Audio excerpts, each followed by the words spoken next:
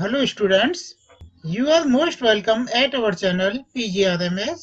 अब हम स्टडी करने जा रहे हैं क्लास 7 हिंदी वसंत भाग 2 पाठ 18 संघर्ष के कारण मैं तुनक मिजाज हो गया। धनराज स्टूडेंट, यह हॉकी के सुप्रसिद्ध खिलाड़ी धनराज पिल्लई जब 35 वर्ष के हो गए, उनका एक साक्षात्कार विनीता पांडे ने लिया था। इस साक्षात्कार का संपादित अंश यहाँ दिया जा रहा है। विनीता खिड़की पुणे की तंग गलियों से लेकर मुंबई हीरानंदानी पवई कॉम्प्लेक्स तक आपका सफर बहुत लंबा और कष्ट साध्य रहा है। उस सफर के बारे में कुछ बताएं। धनराज, बचपन मुश्किलों से भरा रहा। हम बहुत गरीब थे। मेरे दोनों बड़े भाई हॉकी खेलते थे। उन्हीं के चलते मुझे भी उसका शौक हुआ, पर हॉकी स्टिक खरीदने तक की हैसियत नहीं थी मेरी। इसलिए अपने साथियों की स्टिक उधार मांगकर काम चलाता था। वह मुझे तभी मिलती जब वे खेल चुके होते थे। इसके लिए मुझे बहुत धीरज के साथ अपनी बारी का इंतजार करना पड़ता था। मुझे अपनी पहली स्टिक तब मिली जब मेरे बड़े भाई को भारतीय कैंप के लिए चुन लिया गया। उसने मुझे अपनी पुरानी स्टिक दे दी। वह नई तो नहीं थी, लेकिन मेरे लिए बहुत कीमती थी, क्योंकि वह मेरी अपनी थी। मैंने अपनी जूनियर राष्ट्रीय हॉकी सन 1985 में मणिपुर में खेली। तब मैं सिर्फ 16 साल का था।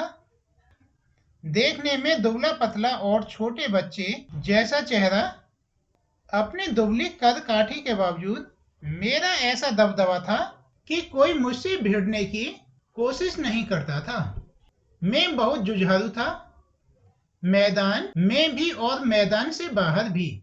1986 में मुझे सीनियर टीम में डाल दिया गया और मैं बोरिया बिस्तर बांधकर मुंबई चला आया। उस साल मैंने और मेरे बड़े भाई रमेश ने मुंबई लीग में बेहतरीन खेल खेला। हमने खूब धूम मचाई। इसी के चलते मेरे अंदर एक उम्मीद जागी कि मुझे ओलंपिक 1988 के लिए नेशनल कैंप से बुलावा जरूर आएगा, पर नहीं आया। मेरा नाम 57 खिलाड़ियों की लिस्ट में भी नहीं था। बड़ी मायूसी हुई, मगर एक साल बाद ही ऑल विन एशिया कैंप के लिए मुझे चुन लिया गया। तब से लेकर आज तक मैंने पीछे मुड़कर नहीं देखा।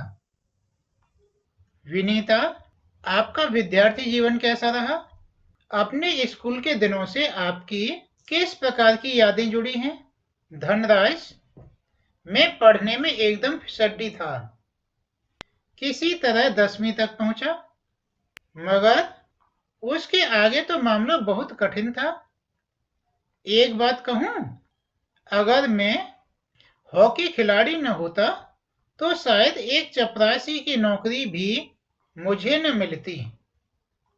आज मैं बैचलर ऑफ साइंस या आर्ट्स भले ही न हूं, पर गर्व से कह सकता हूं कि मैं बैचलर ऑफ हॉकी हूं।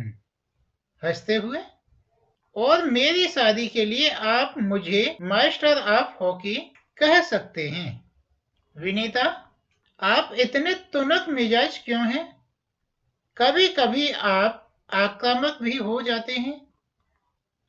धनराज, इस बात का संबंध मेरे बचपन से जुड़ा हुआ है।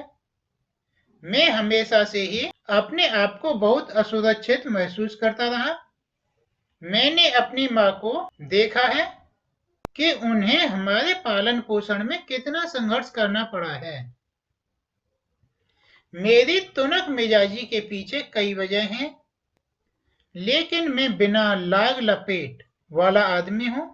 मन में जो आता है सीधे सीधे कह डालता हूं, और बाद को कई बार पछताना भी पड़ता है।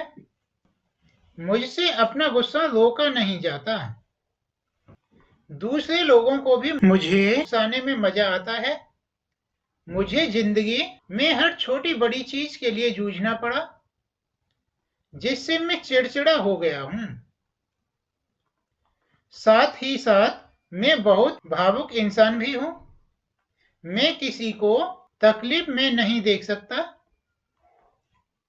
मैं अपने दोस्तों और अपने परिवार की बहुत कद्र करता हूँ। मुझे अपनी गलतियों के लिए माफी मांगने में कोई शर्म महसूस नहीं होती। विनीता, आपके परिवार की आपके लिए क्या अहमियत है? धनराज, सबसे अधिक प्रेरणा मुझे अपनी माँ से मिली। उन्होंने हम सब भाई बहनों में अच्छे संस्कार डालने की कोशिश की। मैं उनके सबसे नजदीक हूँ। मैं चाहे भारत में रहूं या विदेश में, रोज रात में सोने से पहले माँ से जरूर बात करता हूँ। मेरी माँ ने मुझे अपनी प्रसिद्धि को विनम्रता के साथ संभालने की सीख दी है। मेरी सबसे बड़ी भाभी कविता भी मेरे लिए माँ की तरह हैं और वह भी मेरे लिए प्रेरणा स्रोत रही हैं। विनीता, आपने सबसे पहले कृत्रिम घास एस्ट्रोटर्फ पर हॉकी कब खेली? धनराज, मैंने सबसे पहले कृत्रिम घास तब देखी जब राष्ट्रीय खेलों नेशनल्स में भाग लेने 1988 में नई दिल्ली आया। मुझे याद है कि हम किस तरह सोमैया और जोक्विम कार्वाल्हो मुझे एक कोने में ले जाकर कृत्रिम घास पर खेलने के गुर बता रहे थे, और जब वे बताने में लगे हुए थे, मैं झुक झुक कर उस मैदान को छू रहा था। मुझे विश्वास नहीं हो रहा था कि विज्ञान इस कदर तरक्की कर सकता है जिससे कृत्रिम घास तक उगाई जा सके। विनीता, हर युवक का यह सपना होता है कि उसके पास एक कार हो। आपके पास अपनी पहली कार कब आई? धनराज, मेरी पहली कार एक सेकंड हैंड आरमाडा थी जो मुझे मेरे पहले के एम्प्लॉयर ने दी थी। तब तक मैं काफी नामी खिलाड़ी बन चुका था, मगर यह कोई जरूरी नहीं कि शोहरत पैसा साथ लेकर आए। मैं तब भी मुंबई की लोकल ट्रेनों और बसों में सफर करता था, क्योंकि टैक्सी में चढ़ने की हैसियत मुझ में नहीं थी। मुझे याद है, एक बार किसी फोटोग्राफर ने एक भीड़ से भरे रेलवे स्टेशन पर मेरी तस्वीर खींचकर अगली सुबह अखबार में यह खबर छाप दी कि हॉकी का सितारा पिल्लई अभी भी मुंबई की लोकल ट्रेनों में सफर करता है। उस दिन मैंने महसूस किया कि मैं एक मशहूर चेहरा बन चुका हूँ और मुझे लोकल ट्रेनों में सफर करने से बचना चाहिए। लेकिन मैं कर ही क्या सकता था? मैं जो भी थोड़ा बहुत कमाता उससे अपना परिवार चलाना पड़ता था। धीरे धीरे पैसे जमा करके बहन की शादी की और अपनी माँ के लिए हर महीने पूरे पैसे भेजना शुरू किया। आज मेरे पास एक फोर्ड आइकॉन है जिसे मैंने सन 2000 में खरीदा था, मगर वह किसी कॉरपोरेट हाउस का दिया हुआ तोहफा नहीं, बल्कि मेरी मेहनत की गाढ़ी कमाई से खरीदी हुई कार है। विनीता, सफलता का आपके लिए क्या महत्व है? हॉकी को आपने इतना कुछ दिया, इसके बदले आपको क्या मिला? धनराज, कुछ रुपए इनाम में मिले थे, मगर आज खिलाड़ियों को जितना मिलता है उसके मुकाबले में पहले कुछ नहीं मिलता था।